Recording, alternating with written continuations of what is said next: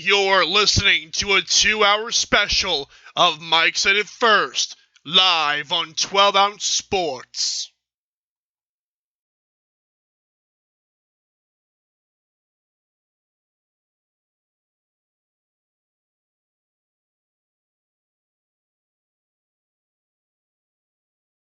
Well, it's about that time for a very special 2-hour edition of Mike Said It First. I'm your host, Michael Carvelis. On today's show, the topics are Tom Brady is outstanding at deep passes, per Bruce Arians. Should we cancel or even consider canceling the NBA season? Cam Newton to New England, or if he did go to New England, how good would he be? Joe Burrow expectations based on a very good show on this network. P.J. Walker out to the XFL. What it means and how heartbreaking it is. Tom Brady, Drew Brees. The 2 to 4 part series we could see. Why it's more one-sided than you think. And Dak Prescott dealing again. But should he get a lot of money? So, just remember, if you're not following the show's Twitter, you might want to do so. It's Mike Said It First. It's right there in front of your face. And it's the full show topic list, bonus stuff, all kind of stuff. Follow it at Mike Said It First. But we're ready for the real show to begin. Bruce Arians, the Cardinals head coach, good Lord, that's a while back. The Tampa Bay Buccaneers head coach, Bruce Arians, has been quoted as saying Tom Brady has been outstanding on deep passes. Not 5 years ago or 6 years ago, last year and this year. Let me repeat what he said. Tom Brady has been outstanding on deep. Are you are you serious, bro? Like, I can't. This narrative jumps around so much, and I just don't know where to go with this. Because on one side, we've got the Tom Brady's the GOAT, and anything he does in the future, doesn't matter, he's the GOAT regardless. We've got one side where Tom Brady is ready to prove himself at 43. We've got one side where Tom Brady has no weapons, where Tom Brady's doing, I don't know what to do with you people anymore. This is getting ridiculous. I thought the whole narrative was, yes, Tom Brady was bad last year, and so, but the reason was he had no weapons. But Bruce Arians, this quarterback guru, said he's outstanding on deep passes. Is that man stupid? Is this really true? Or is he pulling our legs? I don't think you just say this stuff because I don't think it matters to the next season. I don't think you would gain a competitive advantage if you're lying. So why would he say this? I don't understand how Tom Brady can throw ducks all year long and look as bad as look almost as bad as Peyton Manning did after his neck surgery in Denver. I don't understand this. What is the narrative of this season? Because Skip Bayless and so many media members are saying, oh, MVP and Super Bowl. What? Did we not see Tom Brady last year? Please. And I know, guys, it's hard. It's hard to say that Tom Brady was not a good quarterback last year. I know how hard that is for some people. I know that for some people, it's taboo to even criticize the God himself, Tom Brady. But last time I checked, his last ring he actually won, he scored 13 points with Rob Gronkowski. That's none of my business. And then the last playoff game we saw him, he scored, 13 points again and threw a pick six? So what do you mean Tom Brady's outstanding on deep? I'm confused. I am so tired of arguing with people. Like, there are genuine Patriots haters who somehow believe Tom Brady's the GOAT. I don't understand how that's possible. Look at his throws, people. It's not hard. When a dude throws the ball 5 yards behind the line of scrimmage and the guy gains 25 off that, that's not a good quarterback. That's great system. It's not fair. People like me get criticized on Twitter. Their profile picture gets brought up because we make something that's totally taboo by saying Tom Brady wasn't good last year. Seriously? And for Bruce Arians to say he has an outstanding deep pass, what? When has Tom Brady ever been that guy? Even Tom Brady apologists will admit to you Aaron Rodgers is the best thrower of the football. So when did Tom Brady develop a deep ball? Outstanding is a huge word to use for a guy who's going on, if not already turned 43 years old. People break down.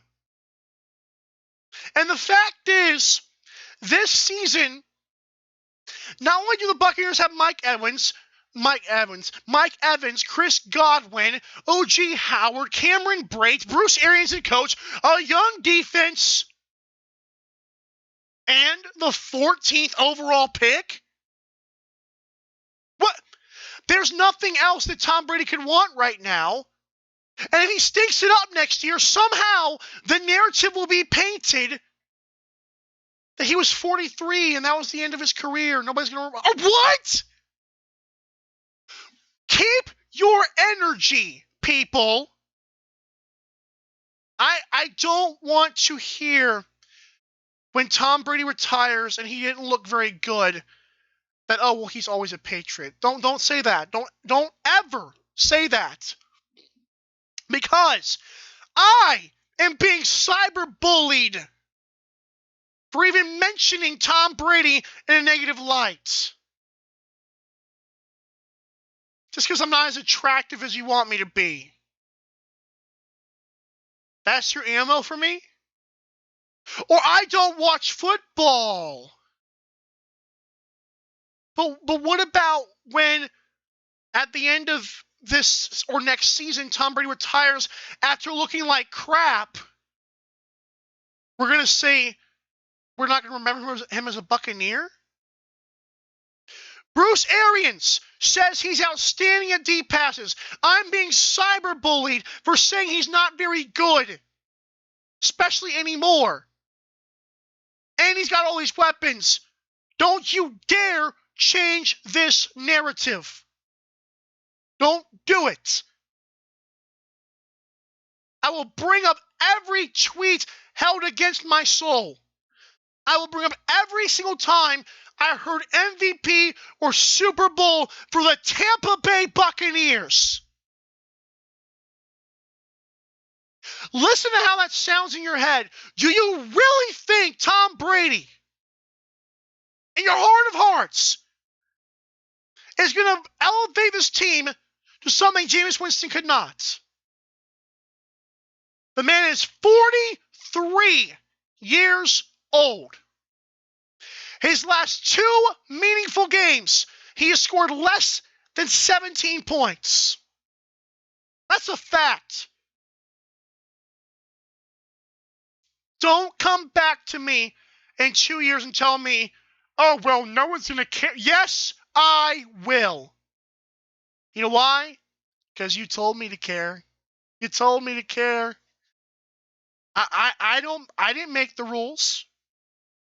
I'm just over here having a sports podcast and I say one outlandish thing and you're being edgy.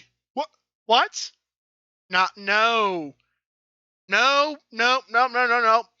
I just watch sports more than you think I do. And more than you probably do yourself. I don't have to bring up stats. I'm eye test, baby. You can analytic PFF me all you want. You can see I don't watch. You can cyberbully me. But don't ever act like I haven't watched the game. Because when I'm proved right, again, I mean, this is called Mike Said It First for a reason. Okay? I'm trying to be nice. I really am. But Tom Brady, and I'll give you guys credit for this.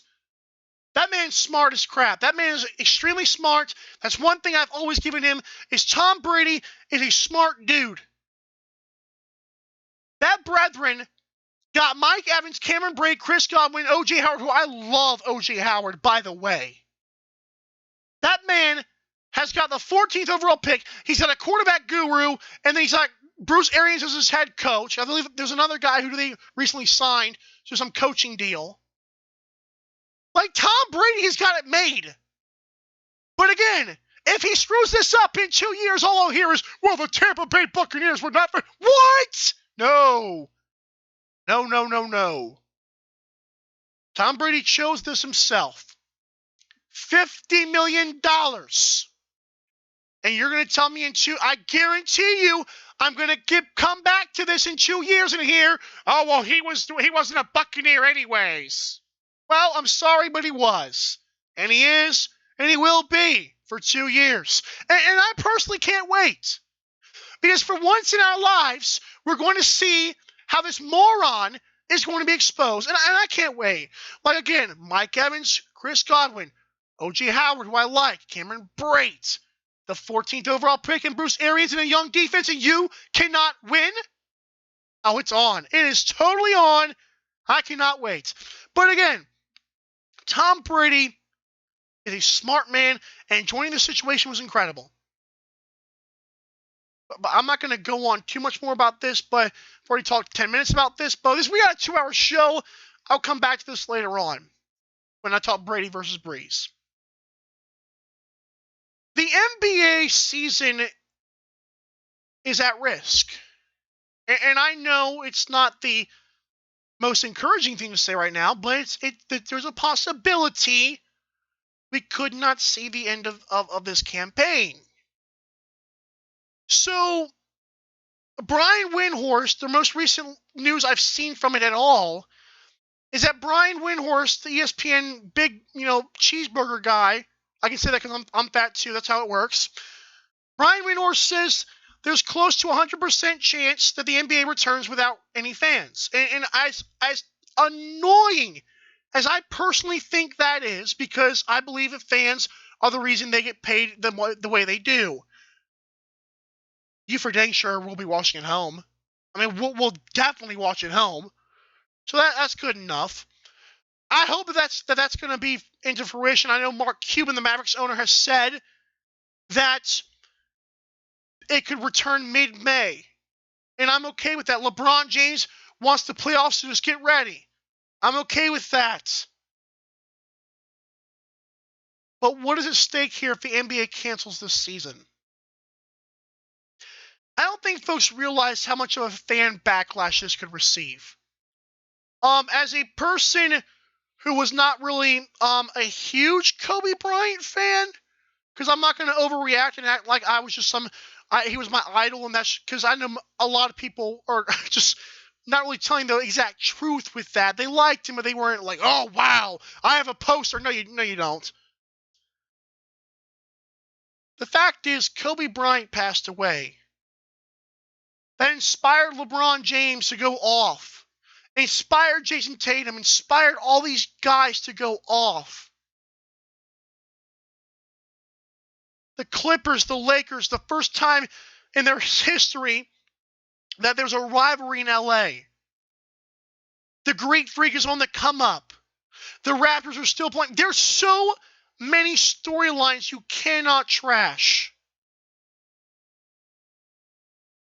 And I am so excited, but so frightened by the mumblings of fans and experts that claim it could be canceled. Again, the fan backlash from this would be extraordinary.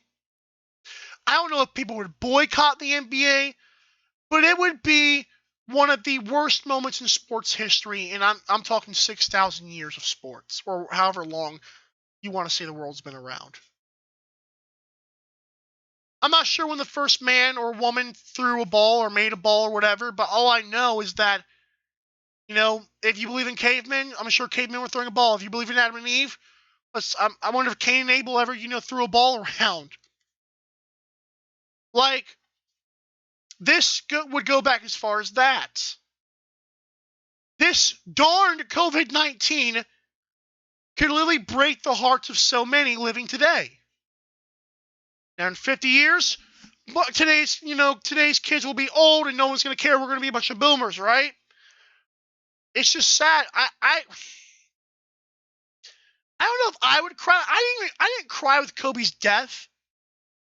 But the fact that we would not be able to see LeBron versus Kawhi, we wouldn't be able to see Giannis, you wouldn't be able to see the Raptors, the Celtics. There's a lot of really incredible storylines. And to just throw that out the window, I'll put it this way. It's entered my mind, although I had to quickly put it back out of my mind. But it entered my mind that maybe we could cancel or postpone next season. Like, again, the fans want this season to be continued. They don't care if it's a semifinal or a final. They don't care. We want basketball. Any way we can get it right now. I cannot even play at a local gym because of this blasted virus. Like, that hurts, man. Like, I got these brand new Paul George 3s, these PG 3s that came in the mail. Shout out my boy Ian McQuiston. I had these things come in the mail, and I can't even use them. They were on sale. They were nice, like $50. Normally like $120 with tax. I love it. I'm excited. But man, this thing, and I've heard it's getting worse. I know the U.S. death toll has spiked, and we're in trouble. Americans are in trouble right now with this thing. My mom's got a fever. We think it's unrelated, but man, that's not good. Doris Burke has got this virus, man. And but to cancel an NBA season, or at least the remainder of it, it'd be one thing if this thing came around Christmas or just before. I could deal with that. But I don't think you guys understand how much LeBron James going through the Bucs and the Clippers in one weekend post Kobe's death, how much that means to people. Like, this is year 17. This is year 17, baby. And to throw that out the window, LeBron, and it's not just for LeBron, but he's such an ambassador for the game. What about Giannis and Luka and Zion? We can't see them again until October? Man, bump that. Again, this would be probably one of the worst things in sports history. You will literally read a history book one day in 50 years. This will be mentioned if the season is canceled. We're already in the history books right now because we get to be a part of the postponement of everything in life. But the canceling this, like, the NFL didn't even have anybody die. Like, Kobe Bryant passed away, and next thing we know, the world's in shambles officially. Man, oh man. The time is 9:19 p.m. Eastern Standard Time. I still got an hour and 40 minutes to go. Don't mind me. I'm not tired. You are. When we come back, I'm going to talk about Cam Newton and why Carolina Panthers fans should let it go, and why Patriots fans should stop being hopeful every single time a free agent hits a market. Be right back, guys. It's Mike said it first.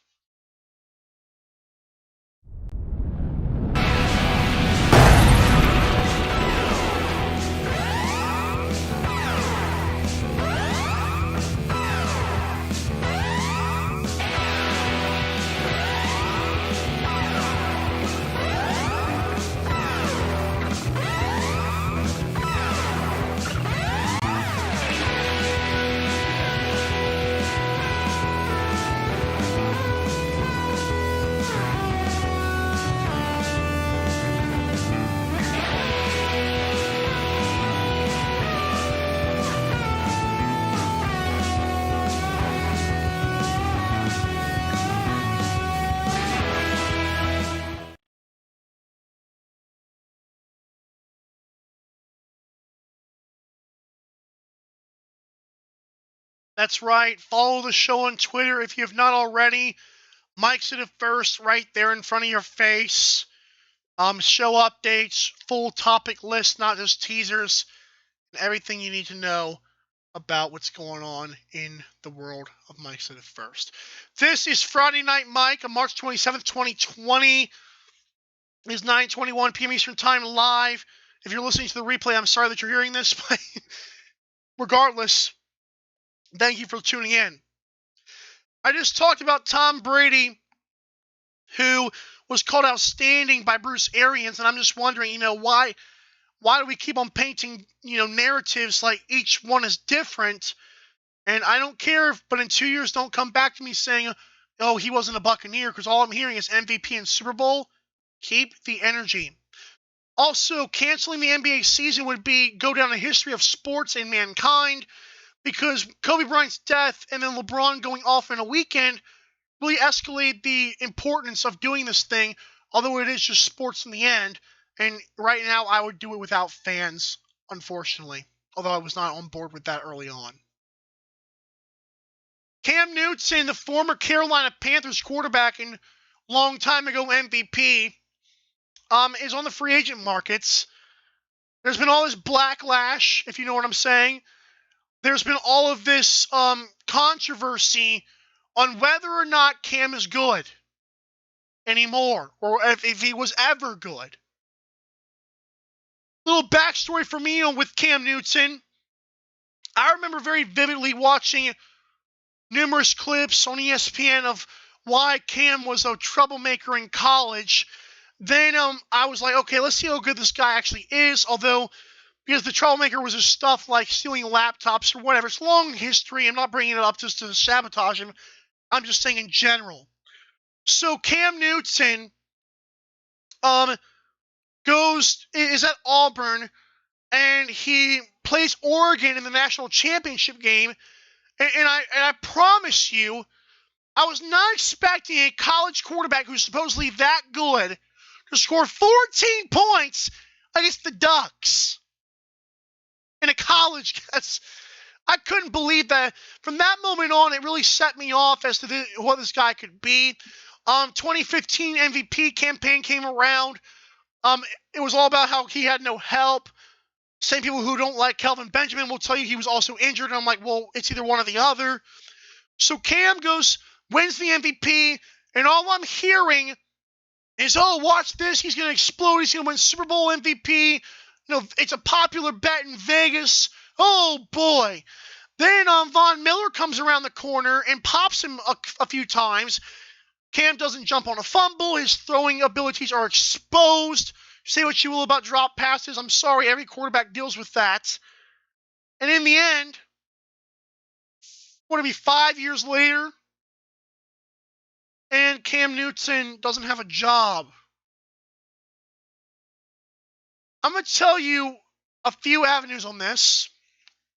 First of all, Cam Newton's injury is a problem, and I don't think fans even realize that. This man missed last season, and for folks who say, oh, well, it was just one season, well, let's hear this out now. You guys realize the reason why Cam doesn't have a job is because he couldn't go work out for teams and prove himself? Like, it's not just haters like me who are going on air and saying, oh, well, Cam isn't very good or he's washed. It's actual NFL teams who are going and saying, we don't trust you right now until you show us a full workouts. That's a problem. Like, we can say, oh, well, one season and he had surgery, he's fine now. But why are NFL teams, every last NFL team, not bouncing on this dude if he's so good? Because maybe I'm right. I mean, can I be right once in my life? I mean, I feel like I'm never right. Like, people always, I'm never right, dude. Like, Daniel Jones versus Dwayne Haskins, I was complete trash, and now there's talk Dwayne Haskins couldn't. Whatever, man. Like, can y'all tell me I'm right just once? But then there's the other spectrum of this. The Cam Newton could be a Patriot. Everybody and their sister could be a Patriot, When Peyton Manning's on the market, could he go to the Patriots? When Jameis Winston's on the market, could he go to the Patriots? Can Andy Dalton revive his... Listen, shut this crap of the Patriots picking up every Tom, Dick, and Harry. Okay? Like, the fact is, Cam Newton would not be an upgrade from Tom Brady, and that's pretty sad to say, but I said that last night on Twitter, and you would have thought I started World War III. Like, Tom Brady last year was not very good. He couldn't really move. Not very good.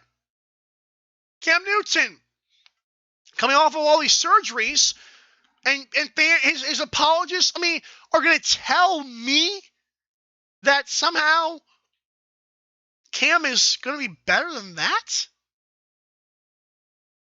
I feel like a lot of people are just going to ride with 2015. I think Cam and his fans are just going to take a time machine back to 2015 and live the rest of their lives as if no other year ever happens after that. Like, that's where we're at right now. We're on a magic carpet ride of 2015 has lasted for 5 years because that's how good Cam is. Listen, stop it, man. Stop it. It's okay to admit when a guy isn't good or when a guy isn't good anymore. And if you want to convince me that, well, Cam was pretty good, yes, I'll agree with that because Cam could run the football. But I did not trust him in the Super Bowl against the Broncos 5 years ago, and I dang sure do not trust him with the Patriots this year. Like, time moves on. Players get exposed, or the NFL finds out what to do with them. Yeah, Cam is taking his fair share of cheap shots, but when you run like he does, you subject yourself to that kind of crap. Well, Tom Brady, listen, I don't like Tom Brady, but Tom Brady's not trying to truck through linebackers. So if he gets popped a certain way, yeah, it's going to look kind of weird. When Cam's doing it, he's a big boy trying to initiate contact. It's not like it's all the defense, like, how dare that linebacker? No. Not everybody's Vontaze perfect, man. So all in all, what I'm trying to get to, Cam would not be an upgrade over Tom Brady. He wouldn't. Like, they are better off in New England getting Jarrett Stidham, rolling with him. They are better off keeping Brian Hoyer as the backup quarterback because he knows the system. Like, Cam Newton was the savior of Chicago. He's the savior of New England. Like, this is not 2015. And even if it was, the NFL knows what this guy is now. He's a below-average passer with elite athleticism. Fantastic. Good night. That's it. Like, if you try to tell people, like, when you tell people that Lamar Jackson cannot throw, oh, yeah, you're right. You go, poof, woo, good man. Give yourself a pat on the back. But when you tell them Cam Newton can't throw, watch out. They're going to use your profile picture. They don't even have one, but they're going to use your profile picture and get 30 likes just like that. Because you said Cam couldn't throw. What? I'm sorry. Like, I apologize for just telling you like my opinion is, and my opinion is probably right. I don't know anything. But no, Cam Newton, there's some possible destinations for him. If I'm the Chargers, that team, I would. The reason why I would say draft Herbert, although I don't like Herbert, draft Tua or Herbert, and then pick up Cam at the same time, because at least, that team's got Keenan Allen, Mike Williams, who's is about to hit his prime, it seems like. Like, he's on the brink of a monster year. You've got Austin Eckler to sign a new deal. The defense is still good with Derwin James coming back, Joey Bosa, not Nick, Joey Bosa. I feel like Cam Newton, like go to a win now club and just try to prove yourself. But this New England and Chicago crap, stop that. Stop that. But I could see if Cam was given a chance by Los Angeles Chargers. Again, I would still draft the rookie quarterback with my whatever top 5 pick they have. Or top 7, I forgot what they're at. But really, I would be very impressed if the Chargers did that. Again, I'm not a fan of Cam in 2020. I don't believe he'd be an upgrade over a lot of guys because he's so banged up, and the fact the NFL teams actually are not signing him yet because they want a physical shows you he's pretty banged up. But hey, I wish the best to Cam because he really Carolina fan base. If you look at all these Panthers fans that pop out of the woodworks every now and again, they really love this guy, and they really appreciate how he's grown. So shout out Cam for changing yourself. He's going a long way from stealing laptops. Let me shut up. Okay. Time is 9:30. We got an hour and a half left. Joe Burrow, and I want to give a big shout out to Logan Ward, who runs a Monday through Friday show on 12 Ounce Sports at 7 Eastern, 6 o'clock his time. Because Logan, on the show called Between the Lines, brought some amazing points up about Joe Burrow and expectations. So Logan Ward said, and he brought some good examples as well that helped back up his point. So Logan said, Joe Burrow, is had a great season at LSU, and everybody agrees Joe Burrow was incredible at LSU. We get it. But Logan said, will his expectations make him be a bust if he doesn't perform well with the Bengals? Because Logan was mentioning that really you're in a division with Myles Garrett for the Browns with a nice developing defense. You got the Ravens, the Steelers, and people are gracing this guy. Logan was referencing the comparisons of, Joe Montana and all these crazy Hall of Fame quarterbacks. And so Logan said, it's like one time Logan gave an interview, which I've always wanted to be an interviewer, because I feel like I'm a good judge of character. But Logan said that this guy that he interviewed, was really seemed like he was eager to learn, seemed like he knew what was going on, seemed like he was going to be a good worker. Logan said it was so bad when he finally got the job that the guy was late to even his first day of work. It was so bad. Logan just could not believe he had all these expectations for this guy, and so it didn't really work out. But Logan said, had he not had expectations, had he said, okay, well, I can groom this guy, maybe we wouldn't, maybe he wouldn't have looked at it that way. I think he's right. I don't think that, again, I'll have to pull up the link and bring it up on my Mike Said It First Twitter page, which looks just like that, but that's none of you guys' business. But really, that was a great point, because I feel like Joe Burrow, and I've said this before, Joe Burrow had Justin Jefferson, Jamar Chase, Thaddeus Moss, Clyde Edwards-Helaire as running back. He had it made at LSU. And nobody's saying he couldn't be good. But to act like Joe Burrow, and this is not a knock on Burrow, it's a knock on the fans saying, why are we doing this right now? Why are these fans saying, oh, bring in Joe Burrow, he's the best prospect? Stop that. It's not fair to Joe Burrow. Now, I'll give you another example for Logan Ward and for others. Mitchell Trubisky was drafted number 2 overall. Not his own fault, but hey. North Carolina. So obviously was not ready to go automatically. Had a pretty good rookie season, and then had a good next year. And, if it wasn't for Cody Parkey clanking field goals, he would have won a playoff game. But the next year comes around, and he's asked to throw 40, 50 times in a game. Literally, he threw 50 times in one game. And I'm like, why? That's stupid.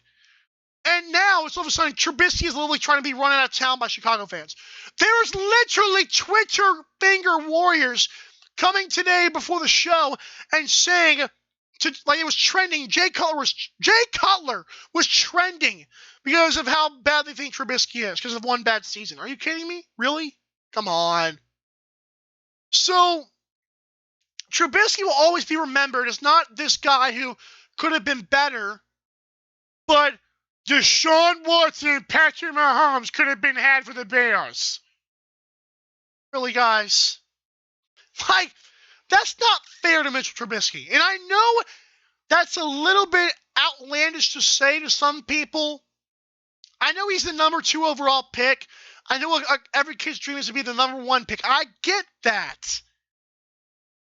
But can we not act like that, putting these expectations on a young kid is, not fair? Joe Burrow is having astronomical expectations for a guy whose team he doesn't even know who his weapons are going to be. Literally, A.J. Green tanked last season because of an ankle injury. There was literally speculation and facts that A.J. Green could return by week 6. He did not return at all. Joe Mixon is off and on. We don't know if the head coach is any good. I don't even know the head coach's name off the top of my head. But Joe Burrow is not as good as you think he is. I think Joe Burrow is going to be good. I really do. I think Joe Burrow is going to be a good quarterback when his athleticism is very smart. He can drive the ball down the field, but here's the problem. Jamar Chase and Justin Jefferson are not going to be on every single team that you have. If Joe Burrow is a Tom Brady, can he make others around him better? We don't know that yet.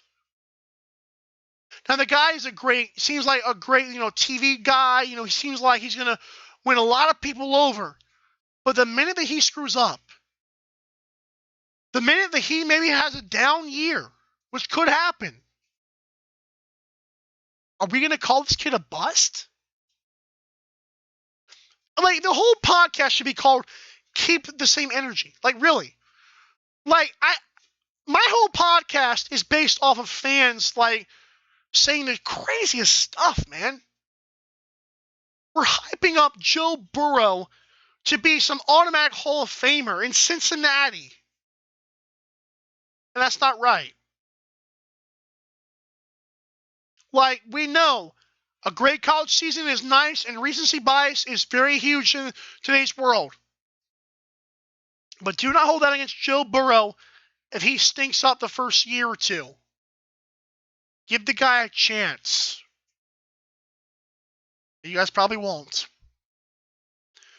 When we come back, B.J. Walker signing with the Panthers is the worst thing the XFL could have seen happen, and it doesn't give a warm feeling in my stomach.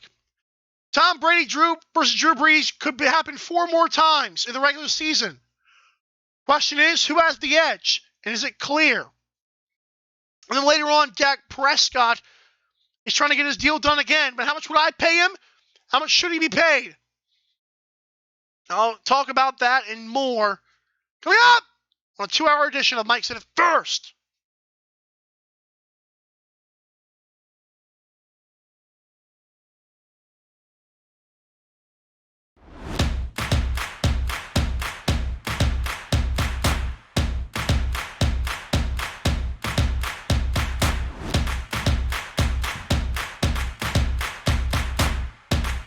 Drink Aid, ready for distribution worldwide. Thanks for tuning in to tonight's show. I'd like to use this break as a self-promotion. If you like what you hear, email me, michaelcarpellis12ounce@gmail.com, and maybe we can create a long-lasting partnership. I love promoting brands, and it'd be cool to have a product I know listeners and myself would like. It would benefit both sides. Thank you for tuning in. Now, where were we again?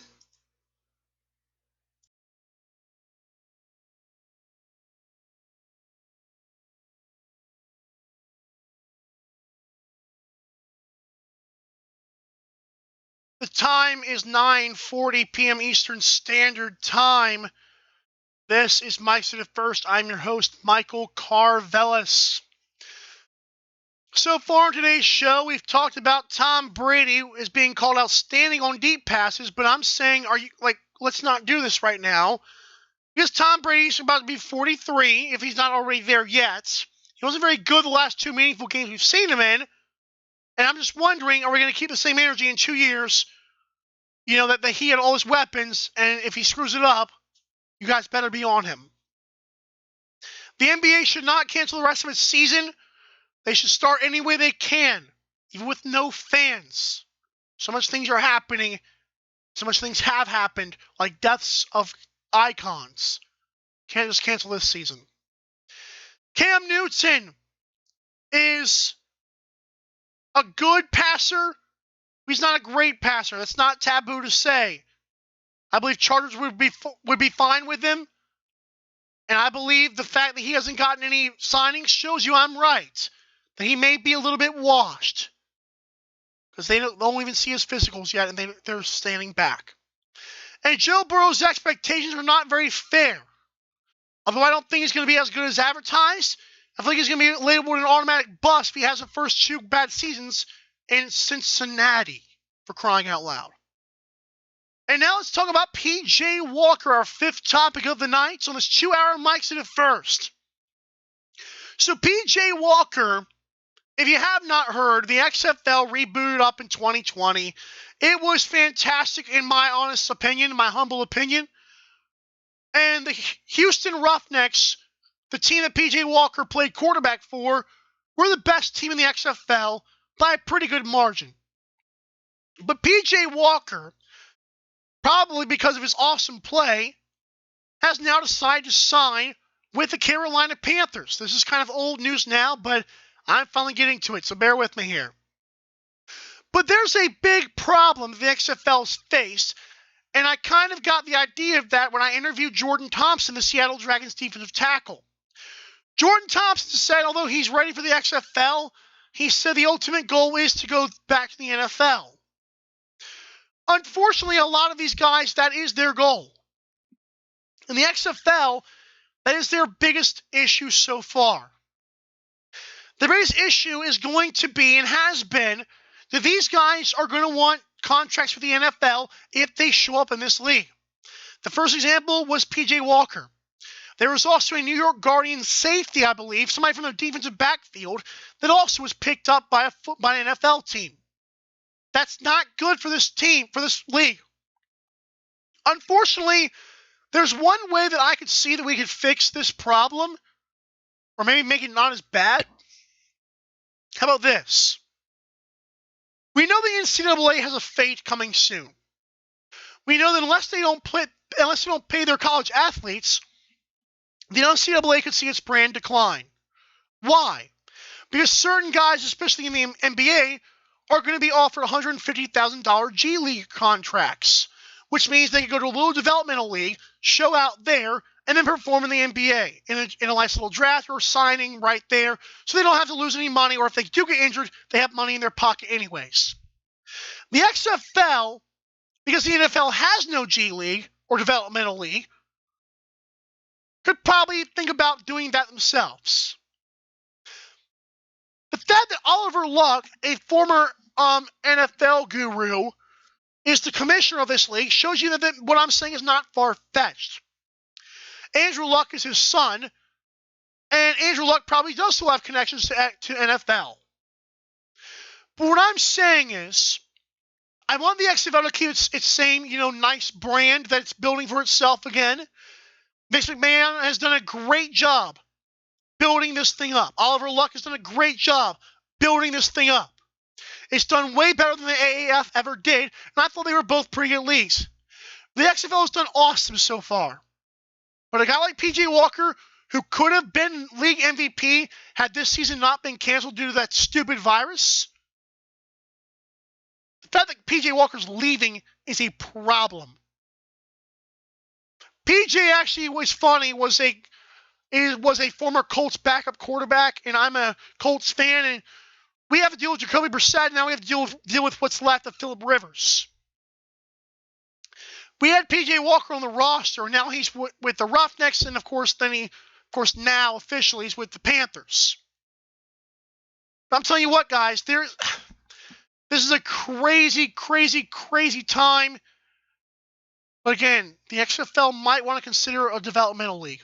Being a developmental league, or at least having some little deal with the NFL. Because their best bet right now is not to take washed NFL players, probably to take high school kids wanting to bypass college. And I'm for that. But this was bound to happen. And it was brought to my attention. I didn't want to believe it, but P.J. Walker signing so quickly is a serious problem for the XFL. But it's up to them what they do. I suspect they'll find ways to make it better. As far as we know, this is the reality of the XFL. And shout out to P.J. Walker, man. He was electric. I had the pleasure of broadcasting one of his games. When I forgot who the crap they played, but P.J. Walker was incredible. And then he made this awesome throw on the run. Throw to Cam Phillips, who was incredible as well. I'm surprised Cam Phillips hasn't been picked up, and if he has, I haven't heard about it. All right. Tom Brady, as you know, I've already talked about that. Unfortunately, we got to talk about him again. When I come back, we'll talk Tom Brady and Drew Brees. The legacy and the battle of the GOATs. Who will prevail? How clear-cut is the favorites? This is Mike's It First, live on 12 on Sports. We'll be right back. Nothing makes us happier at Lexington Law than when our clients cancel our services. Listen to this client call and see what we mean. Lexington Law Firm, this is Erin. I would like to cancel my account. I'm sorry to hear that. No, don't be. Actually, you guys have done tremendous work for me, and I was working with you for several years now. And my goal was to get a mortgage written by the end of this year, and I just got that mortgage commitment. That is wonderful. My credit went from like 440 working with you guys to 700. Nice. And I got a very good 4.25% 30-year fixed rate mortgage. I have nothing at all bad to say. If you ever want me to write a testimonial, well, I will. As a matter of fact, I've recommended you to a lot of friends. Lexington Law has served over 500,000 clients, taking expert action on their credit that has led to the removal of millions of questionable negative items from their credit reports. Call now and learn more about how Lexington Law may be able to help you in the removal of negative items from your credit report, such as collections, late payments, charge-offs, and many others. Call Lexington Law today. 877-323-3192, 877-323-3192 is that phone number for Lexington Law. Don't forget to follow the show on Twitter. If you haven't already, it's Mike Said It First. I know a lot of you haven't, so I'm watching you. Don't worry, I'm still here. And we got about an hour left. I'm not sure I'm going to fill this hour, but dang, we're going to try it. Tom Brady versus Drew Brees is happening. And oh boy, is it happening. The fact is, Tom Brady's a Tampa Bay Buccaneer. Drew Brees is a New Orleans Saint. They're in the same NFC South division. Matt Ryan's got to deal with both of them, for crying in the sake. But here we are. Who is going to win this season and next season? Do I have an answer? I do. So we all know that Tom Brady's got Mike Evans, Chris Godwin, O.J. Howard, Cameron Brate, and a 14th overall pick in a young defense, and Bruce Arians, etc., etc. Drew Brees has Michael Thomas, a healthy Alvin Kamara, and other weapons I can't recall the name of, with Sean Payton, who is recovering from coronavirus actually as we speak. However, who do I believe is going to win these next 4 games? These cats play in the regular season. It's funny how Tom Brady played this thing out. He's not only got the awesome stuff in Tampa Bay while they're about to have new uniforms, he also timed it to where Drew Brees versus Tom Brady parts 1, 2, 3, and 4 are going to commence the next 2 years. That's pretty clever. I told you guys, Tom Brady's a smart man, if anything. He's still a 6th-round draft pick, but he is a smart dude. And he also gives me time to talk about stuff. It's about 9:50 p.m. Eastern Standard Time. So, really, these next 4 games are going to be incredible in the regular season. I believe Drew Brees is the clear-cut favorite right now, in my eyes.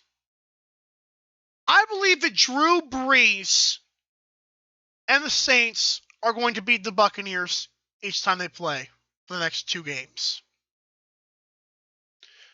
I believe that a healthy Alvin Kamara is going to help the Saints a lot.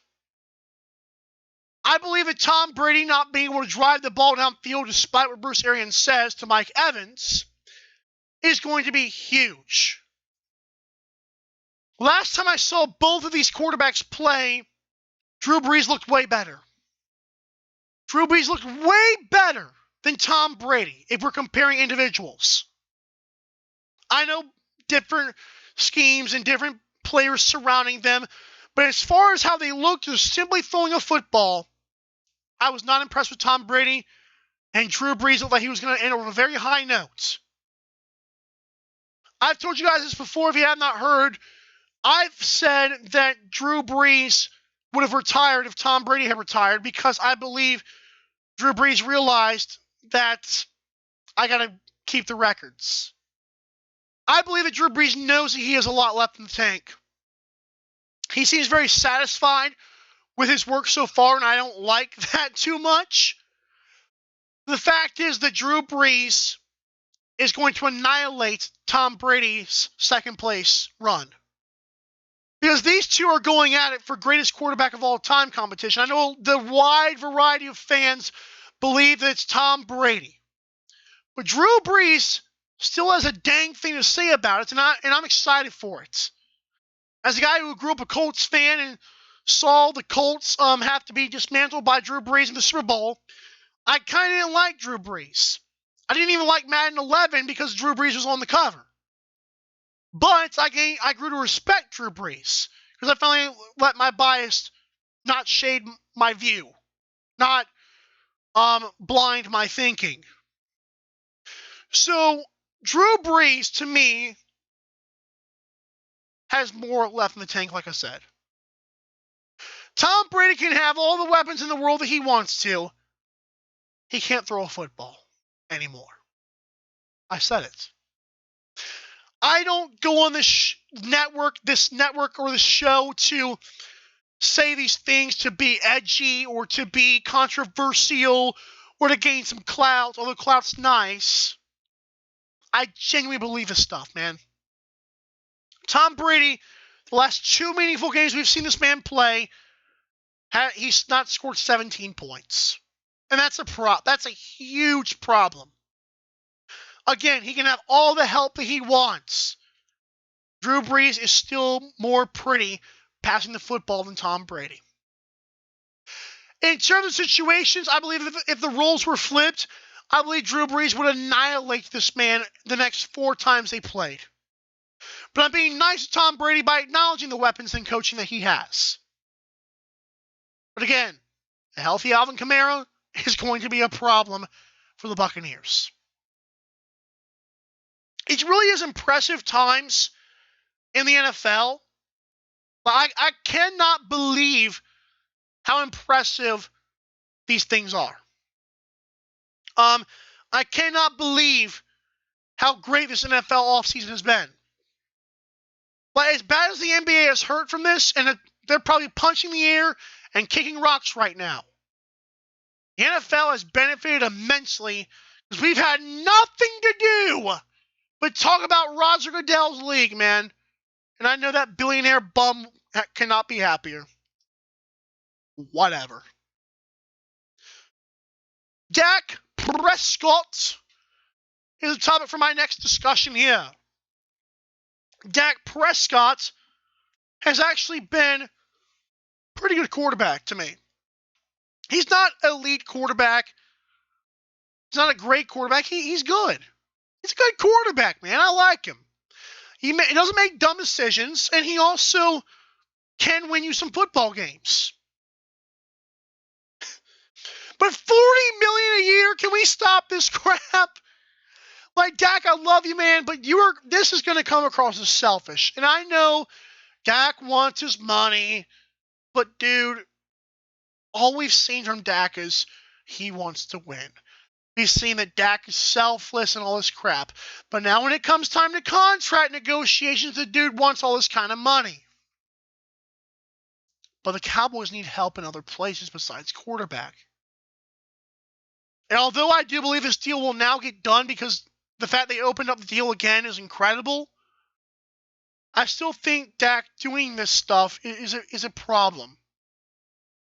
I think Dak begging for all this money is a problem. And I feel bad for the Cowboys, and I feel bad for Dak Prescott, because I know he's just a young man who wants his money. This is a problem. This team needs support. Their secondary is not very good. Their wide receiving core is not the greatest. We don't know about their new head coach, Mike McCarthy.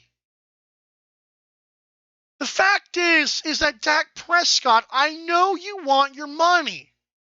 But dude, how badly do you want to win? I'm not saying take, $25 million. I'm saying, can you do 30, man? Can you do $30 million?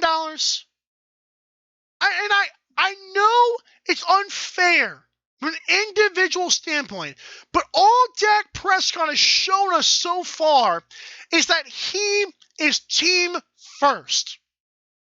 That's the impression I've got from this guy. And I'm happy with that. But don't beg for $40 million a year. That doesn't help you.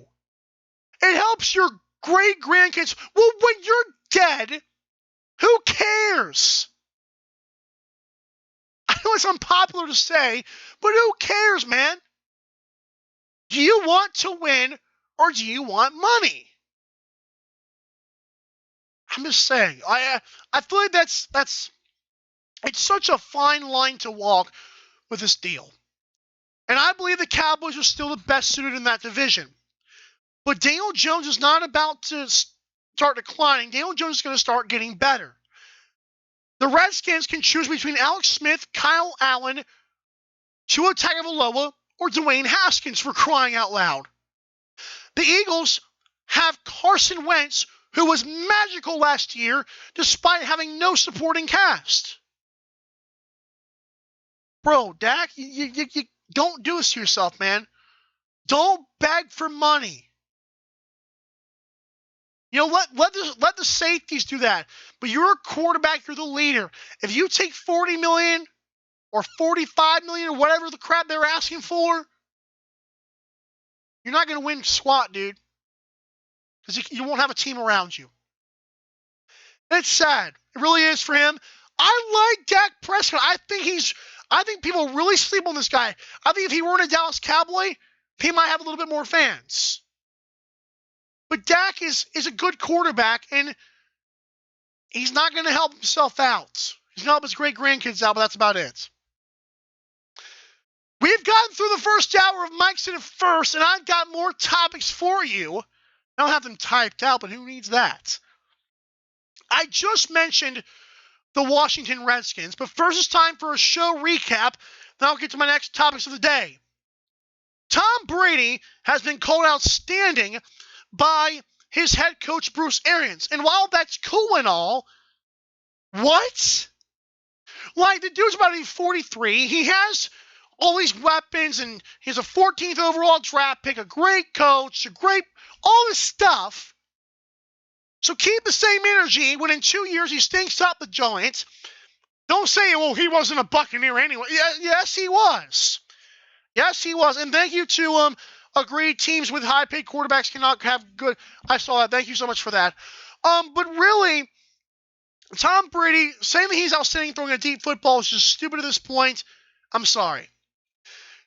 The next topic we got to is NBA cannot cancel the season, man. Don't do that to yourselves. Kobe Bryant's passing plus LeBron's weekend was huge for the NBA. Don't go down in history books of canceling your season. Cam Newton, who I've never been a fan of, should go to the Chargers, and Patriots fans should stop begging for every free agent out there. It's not going to happen. I don't think Cam's very good anymore. The fact that teams have not looked for him because of his physical not being passed yet, shows you I might be right. He's a little bit washed. Joe Burrow has high expectations, as Logan Ward on Between the Lines told us this week. But, Joe Burrow is not as good as you think, but don't call him a bust when he screws it up in Cincinnati. P.J. Walker leaving the XFL was the worst thing that could have happened, considering he was had grown to be the face of that league. With that being said, I believe they should be like a little developmental league. I think that'll help the XFL a lot, because really that's the only hope. Once the guy gets really good and they have a franchise player, they're going to want to go to the NFL. So why not just take the college kids and do like that? Tom Brady versus Drew Brees is going to be a crazy thing to happen. That being said, Drew Brees should beat him the next 2 games this season. And if the roles were reversed and the teams were switched, Drew Brees would destroy this man because of the supporting cast Tom Brady has. But thank you, Tom Brady, for at least giving us something. And Dak Prescott, please do not ask for the kitchen and the sink in this new deal. Just sign a decent deal, bro. Don't try to break the market, because you're not Patrick Mahomes. But don't try to help out your great grandkids when you'll be dead anyways. Like, seriously. Like, you want to win? Because that's what you've shown in the media, but I don't know. Okay. It is now 10:02 p.m. Eastern Standard Time, and I'm ready to go over hour number 2 of Mike's At First. So the Washington Redskins have a dilemma on their hands, do they not? The Washington Redskins could literally, they have they have what am I at here? The 2nd overall pick. Now, I've got like something to ask you guys. Is it weird to say that Cincinnati Bengals of Cincinnati, Ohio would take Ohio State alumni Chase Young? I haven't really heard that talked about. I'm just wondering, is that a possibility, or is anybody entertaining that? Because I believe Chase Young is way better than Joe Burrow. But let's say the Redskins do have a chance to take Chase Young. Let's say Joe Burrow goes number 1. Let's say Chase Young's on the board at 2. Do you know there's actually speculation that Tua Tagovailoa could actually be their pick? Now, don't mind me for asking this, but I have a question for people who have listened to me before, and maybe if you haven't heard, maybe you can listen now. Remember when I told you that Daniel Jones was better than Dwayne Haskins? Do you remember when I told you Daniel Jones was better than Dwayne Haskins? I remember so much hate. Cyberbullying, I don't watch, I don't know what I'm talking about. Michael, just sit down. Well, unfortunately, there's actually talk that Tua could go to Washington Redskins. Now, the Redskins have a really interesting quarterback controversy, because you got Haskins. You also have Alex Smith, who's a professional's professional, and is now healthy. You got Kyle Allen, who looked okay with the Panthers, although he still could get way better. And then you have Tua Tagovailoa up there. Now, I'm just making arguments here. I do believe that Chase Young would be their pick if he's on the board. But if Chase Young is off that board, oh my gosh. They're really gonna, oh my gosh. If Chase Young is off the board, I really believe Tua or Joe Burrow is in play for the Redskins. There's so much recency bias about Joe Burrow. I mean, it's unbelievable. But how about we get into my mock draft, okay? Because that's what I've been kind of teasing here, who's going to go number 1, whatever, okay. Do I believe the Bengals pick up Chase Young as an Ohio State kid? No, I think they get smart. I think they get Joe Burrow. That's a good pick, but don't put all these hype expectations on this kid. Number 2, the Redskins, do they pick up Tua? No, they ride with Dwayne Haskins, because Ron Rivera's not just going to give up on the kid, and the organization didn't use it on anybody else but a quarterback, so there you go. Chase Young is the number 2 pick in the draft. Number 3, this is where the trades start happening. I do believe that the trades could happen in the top 5 picks a lot. Jeffrey Okudah from Ohio State would be nice for the Lions at number 3 if they do keep the pick. And this is, of course, I'm not paying the draftnetwork.com to, I'm not paying them just so I can do a trade in the draft. I'll stick with what I know. So Lions would go Jeffrey Okudah, the cornerback from Ohio State. The New York Giants have an interesting situation, man. You've got Daniel Jones. Saquon Barkley's going to be healthy. You've got some nice receivers that Dave Gettleman picked up. Apparently he's not as bad as people thought. I don't know anything. You need a cornerback, and now that Jeffrey Okudah's off the board, have y'all seen Isaiah Simmons? Have y'all seen Isaiah Simmons? Look at this. Okay. Let me read the report. Let me see if I can find it. Okay. This dude, Isaiah Simmons from Clemson, his best trait is versatility. Guys, I'm telling you what, Isaiah Simmons was compared to as a unicorn on the football field. That was what the Draft Network initial evaluations on this guy were. Isaiah Simmons in the combine jumped higher and ran faster than Julio Jones did in his combine. What? Yeah, I believe the Giants would be foolish to not pick up Isaiah Simmons. This dude, if he's sitting there at number 4 in their laps, I would totally let him ride me. I did not just say that. Okay, number 5, the Miami Dolphins, will they? Yes, they're going to pick up Tua Tagovailoa. I know they just re-signed Ryan Fitzpatrick, but they've got a lot of nice draft picks. There's my top 5, and you know what? I'll do the top 10 for you guys. I'll do it right here, right now. Number 6, if there's no trades, the Los Angeles Chargers, I don't care if they sign Cam or not, Justin Herbert. I'm not a fan of Herbert. I don't believe he wowed me, but apparently his potential is great. We all know that potential is the biggest word in the draft. And apparently, Justin Herbert can only get better, because thank God, because he can't get much worse. Derek Brown of Auburn would go number 7 to the Panthers. I believe the Panthers, who do they have a quarterback? I'm an idiot. The Panthers are going to roll out with, I don't even know why I'm forgetting who the Panthers signed at quarterback, but anyways, they're going to pick up Derek Brown for their interior defensive line. They've already got Christian McCaffrey. I don't know why I'm drawing a blank, because I know Kyle Allen went to the Redskins, but that's whatever. Okay, number 8, Tristan Wirfs of Iowa is going to the Cardinals. Cardinals have to get an offensive line member for Kyler Murray. I do believe Kyler Murray is going to be great next season, in the next 2 seasons actually. They've got DeAndre Hopkins. We already know this. I believe they still have Christian Kirk. Got rid of David Johnson, but hey, number 8 in the draft, you have to get an offensive tackle. Don't get me. I believe Mekhi Becton is at play here.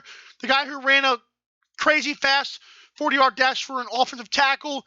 But Tristan Wirfs is the way to go from Iowa. Iowa guys are always really good.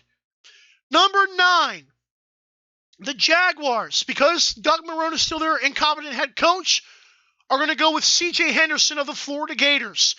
And number 10, the Browns, because Tristan Wirfs is off the board, the Browns are going to take Mekhi Becton, the super fast offensive tackle, which is just scary. Is he the guy that ran the fast 40-yard dash? I'm not sure. Maybe I'm thinking of another guy. Maybe I'm thinking of a defensive end, but I know Mekhi Becton. Somebody ran a fast 40-yard dash as a big guy, and I believe it was him from Louisville. Okay, so next on my mic, I'm going to talk about Jedrick. Well, there's my next pick. I'm going to talk about the Jets, Raiders, 49ers, Broncos, Falcons, Cowboys, Dolphins, Raiders, and the Jaguars again. So there is my first 10 picks. You're welcome. But no, again, Redskins have a very interesting quarterback controversy. Dwayne Haskins is unproven. You've got Alex Smith, who's a professional's professional. You've got Kyle Allen, and now you're going to have the possibility of Tua Tagovailoa, I mean, good Lord. That team has got an abundance of quarterbacks at their disposal, at their offering. Okay, we're almost done with the show. It's 10:11 p.m. Eastern Standard Time. And I want to get into something that I think I've not gotten into before. It's actually about iRacing. If you guys have not seen or heard, iRacing is actually a very, very, very awesome thing. So, we know esports has been a thing. We know people have been kind of resorting to playing NBA 2K. That's fine. NBA 2K is a great basketball simulator. But if you ever get bored of that, we know that NASCAR, we know it's just a guy going around in a circle. Let me tell you how great iRacing is. iRacing is literally a simulator of NASCAR. So you've got this NASCAR, like the NASCAR sport itself. It is a sport, by the way. And you've got this whole thing that they drive around 200 miles an hour with 39 other guys. That's impressive no matter which way you look at it. I've never seen an obese NASCAR driver. Like Tony Stewart's the closest thing. Like, come on now. Or Ryan Newman, whatever. They're not even fat. They're just a little bit bigger than the other guys, okay? So, iRacing literally was showing like Clint Boyer, Jimmy Johnson. You had a few guys in there that were actually pretty fun to watch on FS1. It was like on a Sunday, so it was just like NASCAR. And apparently there's like a reset button, so every single race, but the guys actually like crash. And like, it's kind of hard to say that because really, you think about like of a NASCAR car, it's hard enough driving 200 miles an hour with 39 other guys. But when you crash, usually that's it. These guys have a chance to get another. These guys have a chance to get another chance. They get a reset button and they get to use that in their race. However, I'm telling you guys, if you want a sports fix, I know mid-May might be when we have our next sports fix because the draft happens in April 26th. That's about it. But really, the closest thing to real sports right now is iRacing. I would sincerely check that out. And now my last topic. It's 10:13 p.m. Eastern Standard Time. I got a little announcement coming up for you guys. I've thought about some different segments to do. But when I come back, I'm going to talk about something that I think you guys will love. But first, a word from Drink Aid. This is Mike Said It First. We'll conclude next on 12 Sports Live.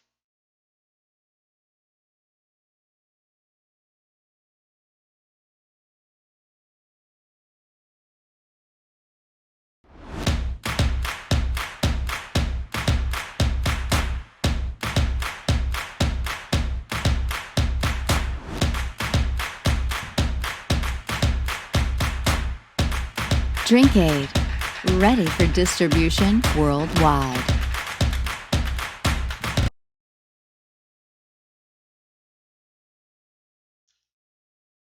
If you have not followed the show on Twitter, and I know most of you have not, go to Mike Said It First on Twitter. It's right there in front of your face. And follow the show for full topic lists and show updates and bonus content from me. And some more stuff to come in the future. Time for a show recap, and then I'll get to my little announcement here. Tom Brady is considered outstanding at deep passes per Bruce Arians. I'm calling baloney and garbage and bullcrap, okay? So, I know he has, O.J. Howard, Cameron Brady at tight end. He's got Chris Godwin, Mike Evans on the outside. He's got the 14th overall pick. He's got Bruce Arians at head coach. And they've got a young upcoming defense. But Tom Brady's not going to elevate that team to anywhere higher than what Jameis Winston could. They're not going to be – they're going to make the playoffs. But come on, guys. And don't tell me in 2 years he's not a Buccaneer because the narrative right now is that he's still got it. Well, we'll see how 43 treats old Tom Brady. The NBA should not cancel the NBA season. I would rather postpone next season before I do that. Because of Kobe Bryant's death and LeBron going off. There's too much storylines in the NBA right now. NBA would take a major financial hit if they did that. Cam Newton should go to the Chargers, but we should not expect much. Now, another fact is that Patriots fans stop wishing your free agents to come back. Okay, I'm just sorry. It's not going to happen. Joe Burrow's expectations, thanks to Between the Lines on Sports Monday through Friday. Logan Ward mentioned a great thing about how higher expectations could break your hearts. And don't do that for Joe Burrow. I agree with Logan that Joe Burrow is actually pretty good, but he's not going to be some Hall of Fame automatic, first ballot Hall of Famer kind of guy. But hey, we'll have to see. P.J. Walker signed with the Panthers, and that is not a good thing for the XFL. Right now, I would say consider being a developmental league for the NFL, because the fact is, losing your star of the XFL already is not very good for the future of this league, although it has been impressive. Tom Brady versus Drew Brees, that was a fun one to talk about. I believe Drew Brees is going to beat him this year twice, but if the roles were reversed and Drew Brees were on that Buccaneers team, I believe the Buccaneers would throttle the Saints. And Dak Prescott should not ask for a bunch of money. I get it, but your great-grandkids are not right now. And the fact is that you want to win. And that's what you tell the media is you're all about winning. You're all about what professionalism. Will show that and sign a $32 million deal, and I'll be fine. And the Cowboys can build around you. But now it's time for an announcement thanks to Mike First. Okay. So what I've thought about doing, I've got a few segments I'm thinking of in the next few weeks, so stay tuned for that. I haven't finalized anything, but I'll get to you guys when I get to you guys. But for the next couple of shows, I'm going to be evaluating and recapping certain NBA Finals and NFL Super Bowl matchups. I'm going to look back at stuff like the 2013 NBA Finals, where Ray Allen saved LeBron's career. Oh, cry me a river, you idiots. I'll look at different Super Bowls, and I'll reevaluate them, tell you what I think, tell you what things may have been missed, what I may have missed, and I think it'll be fun. I think it'll take up some time slots. I hope you guys have enjoyed this. It's been about an hour and 20 minutes, and that's okay. I said 2 hours special, but dang it, we're all tired. I'm tired. I just want to play some 2K, man. If you have not tried the Nintendo Switch, I recommend it. I've got Animal Crossing and NBA 2K20. But again, that's not important because follow me on Twitter. Follow me on Twitter. But yeah, thanks guys so much for everything. Thank you for all that you do. I can't sing right now because I've been talking a lot. I can sing, I swear to God. Okay. Until we meet again, have a good one.